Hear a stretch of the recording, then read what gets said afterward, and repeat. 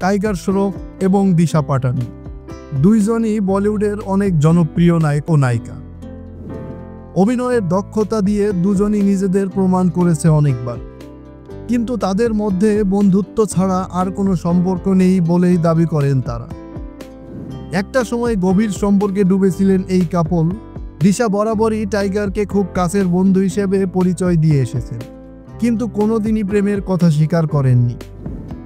এখন টাইগারের সঙ্গে দিশার কোনো সম্পর্ক নেই, তবে দিশা জানালেন টাইগারের প্রতি তার মুগ্ধতা এখনও কাটেনি।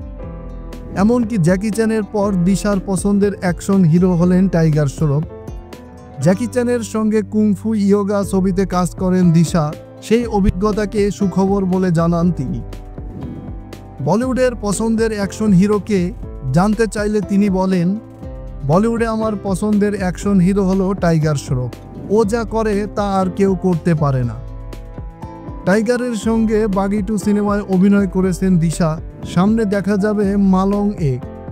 আরও অভিনয় করছেন আদিত্য রয় কাপুর ও অনিল কাপুর।